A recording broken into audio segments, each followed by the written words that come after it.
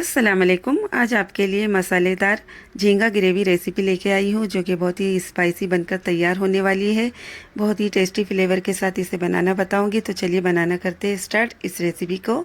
यहाँ पर मैंने आधा किलो झींगे ले लिए थे। इसकी स्किन मैंने निकाल ली है।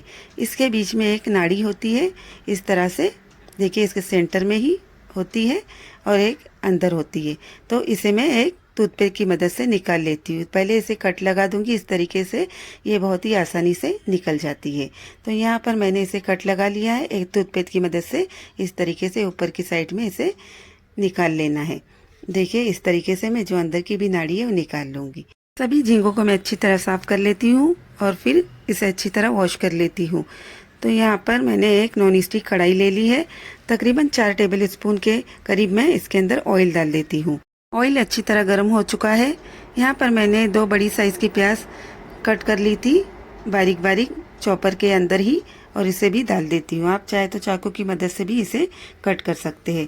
प्याज को बहुत ही बारीक कट करना है। इस तरीके से इसे डालकर मैं अच्छी तरह सोटे कर लूँगी। यहाँ पर इसका कलर चेंज होने तक ही इसे फ्राई करना है। इस तरीके से मैं इसे हल्का सा पिंक कलर चेंज होने तक फ्राई कर लेती हूँ। इसे जल्दी फ्राई होने के लिए मैंने इसमें 1 टीस्पून नमक डाल दिया है। इस तरीके से प्याज बहुत ही जल्द अपना कलर चेंज कर लेती है।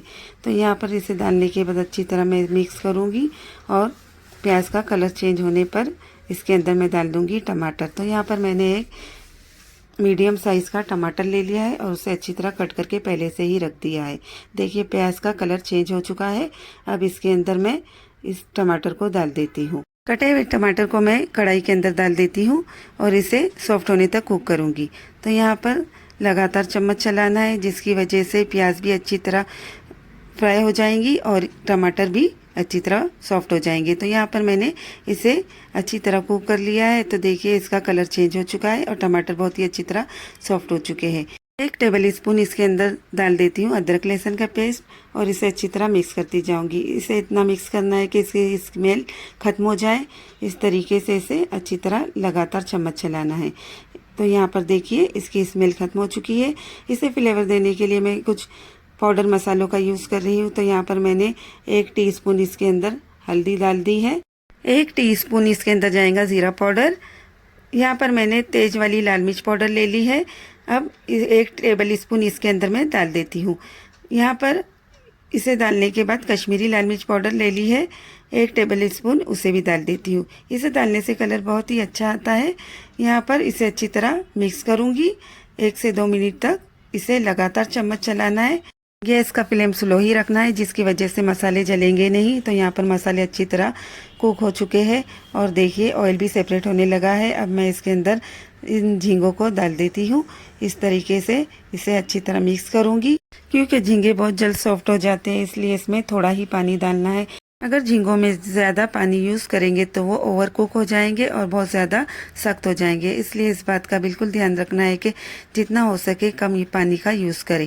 तो यहाँ पर देखिए, झींगे खुद के पानी में ही आधे कुक हो जाएंगे। अगर आप तीखा खाना पसंद करते हैं तो इसके अंदर हरी मिर्चों का पेस्ट भी यूज़ कर सकते हैं।